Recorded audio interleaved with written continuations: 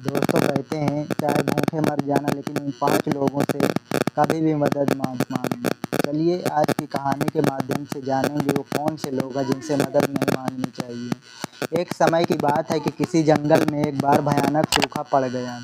पूरे साल बारिश नहीं हुई, एक बूंद भी पानी नहीं बरसा। नदी नाले सब सूख चुके थे। इसलिए जंगल में रहने वाले जानवरों और पशु पक्षियों के लिए खाने पीने की कोई व्यवस्था नहीं बची थी। सब भूख प्यास से मर रहे थे। उस जंगल के पशु पक्षी धीरे धीरे उस जंगल को छोड़कर दूसरे जंगल की ओर जाने लगे। उसी जंगल में एक कौवे का जोड़ा रहता था। वो कौवों का जोड़ा एक वृक्ष की डाल पर बैठा हुआ था। कौवे की जो मादा थी वह गर्भवती थी, इसलिए उस जंगल को छोड़कर वह जा नहीं सकती थी। वह बहुत ही भूखी थी क्योंकि 3 दिन हो गए थे उसे कुछ खाने को नहीं मिला था। कौवी डाली पर बैठे बैठे इधर उधर देख रही थी कि कहीं कुछ खाने को मिल जाए। तभी उसी वृक्ष के नीचे एक लोमड़ी अपने मुंह में मांस का छोटा सा टुकड़ा दबा कर लाती है।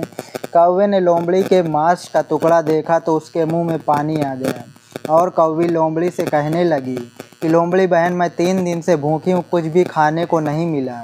आपकी बड़ी मेहरबानी होगी अगर आप अपने मांस के इस टुकड़े से थोड़ा सा मांस का टुकड़ा हमको भी खाने को दे दो, जिससे हमारी भूख शांत हो जाए, नहीं तो मेरा दम निकल जाएगा। लोमड़ी ने कौवे की तरफ देखा कि कौवी अपने पति कौवे के साथ में बैठी है। लोमड़ी तो चालाक थी, क्योंकि यह तो आप जानते ही हैं कि लोमड़ी बहुत चालाक होती है। लोमड़ी ने विचार किया कि इस मांस के टुकड़े से तो हमारा पूरी तरह से पेट नहीं भरेगा। यह अच्छा मौका है, इसको अपने पास बुलाते हैं और जैसे ही यह कौवी हमारे पास में आएगी इसको मार कर खा जाएंगे और इसको खाकर हमारा पेट भी भर जाएगा। फिर लोमड़ी ने कौवे से कहा कि बहन घबराइए नहीं, तुम नीचे आ जाओ और हम तुम्हें अपने पास में बैठाकर बड़े प्यार से इस मांस के टुकड़े को खिलाएंगे। दोस्तों, कौवी तैयार हो जाती है और जब नीचे लोमड़ी के पास जाने की होती तभी कौवा उसे रोक लेता है। कौवा कहता है कि आज तुम पागल हो गई हो। अरे यह हमारी दुश्मन है, यह शिकारी है। अगर तुम नीचे गई तो यह मांस का टुकड़ा छोड़ देगी और तुम्हें पकड़कर मार कर खा जाएगी। कौवी कहती है, नहीं स्वामी, यह इतने प्यार से बुला रही है इसलिए मैं जाऊंगी ज़रूर, यह हमारे साथ कुछ नहीं करेगी। कौवा फिर समझाता है कि तुम मेरी बात को समझो, इसके पास मत जाओ, नहीं तो यह तुम्हें मार के खा जाएगी। कौवी फिर भी अपनी जिद पर अड़ी रहती है तो कौवा कहता है कि ऐसे तुम नहीं समझोगी। हम तुम्हें एक आंखों देखी घटना सुनाते हैं, पहले मेरी यह बात ध्यान से सुनो, उसके बाद मैं जैसे तुम्हारी इच्छा हो वैसे करना। कौवे की बात मानकर कौवी वहीं बैठ जाती है और लोमड़ी के पास में नहीं जाती और कौवे की बातें सुनने लगती है। कौवा कौवी को समझाते हुए कहने लगता है कि सुनो कौवी, कुछ समय पहले की बात है, इसी जंगल में एक बरगद का पेड़ था और उस बरगद के एक खो में एक तोता और तोती का जोड़ा रहता था और उसी बरगद के नीचे एक बिल था जिसमें एक सर्प रहता था। उधर तोती जो अंडे दिया करती थी उस अंडों को सर्प खा जाया करता था। जब भी तोती भोजन की तलाश में जाती और अंडे अकेले रह जाते थे तो सर्प अपने बिल से निकलता था और तोते के अंडों को खा जाया करता था। कभी कभी तो बच्चे भी बन जाते थे तो सर्प बच्चों को भी खा जाया करता था। ये देख करके तोती बहुत परेशान होती थी। तोती के साथ ऐसा कई बार हुआ। तोती बहुत दुखी हुई और बैठी बैठी रो रही थी। तोता भी बैठा बैठा रो रहा था। तब तक उसी बरगद की डाल पर बगुला आकर के बैठ जाता है और बगुले ने जैसे देखा कि तोती रो रही है तो बगुले ने तोती से पूछा कि क्या हुआ बहन, तुम बैठी बैठी रो क्यों रही हो। तोती ने अपनी सारी दास्तां सुना डाली और कहा कि मेरे साथ ऐसा कई बार हुआ है। मैं जितनी बार भी अंडे देती हूँ, जितनी बार भी मेरे बच्चे होते हैं, इस पेड़ के नीचे बिल में एक सर्प रहता है। जब हम लोग कहीं भोजन की तलाश में निकल जाते हैं तो वह सर्प अपने बिल से निकल करके हमारे अंडों और बच्चों को खा जाता है। हम इस बात से बहुत परेशान हैं। हम कर भी क्या सकते हैं, क्योंकि हम उससे बदला भी नहीं ले सकते, हम उससे लड़ भी नहीं सकते।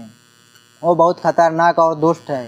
कौवे की ऐसी दुख भरी दास्तान सुनकर उस बगुले को तरस आ जाता है और बगुला कहता है कि जब दुश्मन भारी पड़ जाए, जब शत्रु पहलवान हो, आपसे ज़्यादा ताकतवर हो और उससे जाकर के लड़ ना सको तो उसे बुद्धिमानी से हराना चाहिए। तोती ने कहा कि वो कैसे। तब बगुला तोती को समझाते हुए कहता है कि अगर आप हमारे साथ चलिए, पास में ही एक तालाब है, उससे मछली पकड़ कर लाएंगे और मछली के जरिए सांप से हम अपना बदला ले सकेंगे। तोती कहती है कि मैं आपकी बात को समझी नहीं, भला मछली द्वारा हम सांप को बदला कैसे ले पाएंगे।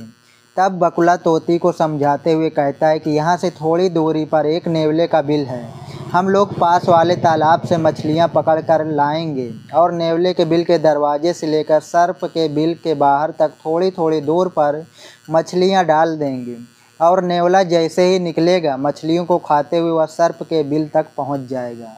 तुम तो जानती ही हो कि नेवला और सर्प एक दूसरे के जानी दुश्मन होते हैं। जब नेवला सर्प को देखेगा तो वह सर्प को मार देगा और तुम्हारा दुश्मन हमेशा के लिए ख़त्म हो जाएगा।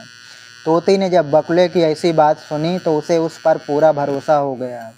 तोती अपने पति तोता के साथ लेकर बकुला के साथ जाती है और तीनों तालाब से मछलियों को पकड़ कर लाते हैं और नेवले के बिल से लेकर सांप के बिल तक पूरे रास्ते में थोड़ी थोड़ी दूर पर मछली डाल देते हैं और ऊपर पेड़ पर आकर बैठ जाते हैं। अब बकुला उस तोती से कहने लगेगा कि अब थोड़ी देर के लिए प्रतीक्षा करो, अब देखना है कि क्या नज़ारा होता है। थोड़ी देर के बाद जब नेवला उस बिल से बाहर निकलता है और उसने दरवाजे पर जब मछली पड़ी हुई देखी तो वह भगवान को धन्यवाद देने लगा और कहने लगा कि प्रभु आज तो आप बहुत ही मेहरबान हैं, जो भोजन स्वयं चल कर के हमारे घर पर ही आ गया। उस मछली को नेवला खा लेता है। उसके बाद में वो नेवला और आगे बढ़ता है तो उसे एक मछली और पड़ी हुई मिलती है, फिर वो खाता है, फिर आगे बढ़ता है, यानी क्रम बाई क्रम मछली उसे मिलती चली गई। वो खाता चला गया और खाते खाते वहीं पहुंच गया जो वहाँ सर्प रहता था। सर्प के बिल के बाहर भी एक मछली पड़ी हुई थी। नेवले ने वो मछली खाई। फिर नेवले ने विचार किया कि इसका कारण क्या है कि मछली क्रम बाई क्रम हमको मिलते रहे और हम खाते रहे, यहाँ तक आ गए। लगता है किसी का यह घर है, पता नहीं ये किसने किया, किसी ने हमारे साथ कोई चाल तो नहीं चली। चलो इंतज़ार करते हैं। नेवला उस सर्प के बिल के दरवाजे पर बैठ करके इंतज़ार करने लगा। सोचता है अगर कोई होगा तो थोड़ी देर में इससे बाहर ज़रूर निकलेगा। दोस्तों, इधर कुछ समय के बाद जब सर्प अपने बिल से निकलता है और नेवला सर्प को देखता है तो समझ जाता है कि हमें लगता है हमें फंसाने के लिए इस सर्प की ही चाल है। और यह तो आप जानते हैं कि सर्प और नेवले की कट्टर दुश्मनी होती है। दोस्तों, नेवला सर्प से युद्ध करने लगता है, लड़ने लगता है। अंत में नेवला जीत जाता है और सर्प को मार देता है। यह देख करके वो तोती बहुत प्रसन्न होती है और तोती इस वृक्ष की डाली से आवाज़ लगाती है कि नेवला भैया, मैं आपको बहुत तहे दिल से धन्यवाद करती हूँ, क्योंकि इस सर्प की वजह से मैं बहुत परेशान थी। आज आपने हमारे दुश्मन को मार दिया, आपका मैं बार बार धन्यवाद करती हूँ। तोती बहुत प्रसन्न थी। जब नेवले ने देखा कि पेड़ के ऊपर तोता तोती का एक जोड़ा बैठा हुआ है और तोते की ऐसी बात सुनी तो नेवला समझ गया कि अच्छा, इसका मतलब ये जाल तुम्हारा ही बनाया हुआ है। तब तोती सारी दास्तान नेवले को सुनाती है। उसके बाद में वो नेवला कहता है कि तोती, क्या ऊपर से ही धन्यवाद देती रहोगी या नीचे आकर धन्यवाद दोगी। दोस्तों, वह तोती उड़ती है, नेवले के पास में पहुंचती है और पास में जाकर के बैठ जाती है, लेकिन नेवला उस पर भी वार कर देता है, उसे मार देता है और तोती को मार कर खा जाता है। तोता उधर सोच रहा कि एक दुश्मन से हट नहीं पाए, एक दुश्मन से जीत नहीं पाए, तब तक दूसरे दुश्मन के चंगुल में फंस गए। दोस्तों, वही बात समझाता हुआ कौवा कौवी से कहता है कि एक दुश्मन से बचे लेकिन दूसरे दुश्मन के चंगुल में फंस गए और वो तोती मर जाती है, क्योंकि उसने नेवले पर भरोसा कर लिया था। वो भूल गई थी कि ये नेवला उसका दुश्मन है, ये हमको छोड़ेगा नहीं, इसलिए कौवी तुम ना जाओ, ये लोमड़ी हमारी तुम्हारी दुश्मन है, यह ज़रूर तुमको मार देगी। और इसी तरह से भूल कर भी 5 लोगों से कभी भी मदद की भीख नहीं मांगनी चाहिए। कौवे की बातें सुनकर कौवी को और इंटरेस्ट बढ़ता चला गया। कौवी कहने लगी कि वो कौन से 5 लोग हैं जिनसे इंसान को कभी मदद नहीं मांगनी चाहिए। तो कौवा समझाते हुए कहता है, नंबर 1, ऐसा रिश्तेदार या मित्र या भाई या भतीजा जो घमंडी हो, मदद करते हुए बार बार एहसान जताए और आपके आत्मसम्मान को ठेस पहुंचाए, ऐसे व्यक्ति से कभी मदद नहीं मांगनी चाहिए। नंबर 2, स्वार्थी व्यक्ति जो मदद के बदले में आपसे गलत काम करवाने की कहे या आप बदले में कोई शर्त रखे, ऐसा व्यक्ति कभी आपकी मदद नहीं करता, बल्कि वह आपका सौदा करता है। मदद के बदले में जो बदले की उम्मीद रखता है वह कभी आपका हो ही नहीं सकता। सच्चा मित्र, सच्चा रिश्तेदार तो निस्वार्थ मदद करते हैं। नंबर 3, नीच स्वभाव वाला व्यक्ति जो पीठ पीछे आपकी बुराई करता हो, जिसकी सोच आपको लेकर छोटी हो, जो आपको गिरी हुई नज़रों से देखता हो, ऐसा व्यक्ति आपकी हालात पर मन ही मन बहुत खुश होता है। वह मदद तो करता है पर उससे ज़्यादा वो आपकी खिल्ली भी उड़ाता है। नंबर 4, जो व्यक्ति खुद गलत काम करता है, नशे का सेवन करता है, झूठ बोलता है, चोरी करता है और लोगों को मारता है, गलत रास्ते पर चलकर धन कमाता है, ऐसे व्यक्ति से भी कभी मदद नहीं मांगनी चाहिए। इस तरह के व्यक्ति से मदद लेने का अर्थ है कि आप उसके अपराध में शामिल हो रहे हैं। जिस तरह सूखी लकड़ियों के साथ गीली लकड़ी के मिल जाने पर गीली लकड़ी भी जल जाती है, उसी तरह दुष्ट लोगों से मदद लेने पर उनके पापों में हम भी हिस्सेदार हो जाते हैं और एक दिन हम उनके साथ स्वयं भी मुसीबत में पड़ जाते हैं। नंबर 5, जो व्यक्ति आलसी हो, कमज़ोर हो, बहुत जल्दी क्रोधित हो जाता हो, ऐसे व्यक्ति से कभी मदद नहीं मांगनी चाहिए। वह आपको सही समय पर मदद नहीं दे पाएगा और क्रोधी व्यक्ति से मदद मांगोगे तो क्रोध आने पर वह आपको बहुत अपमानित करेगा।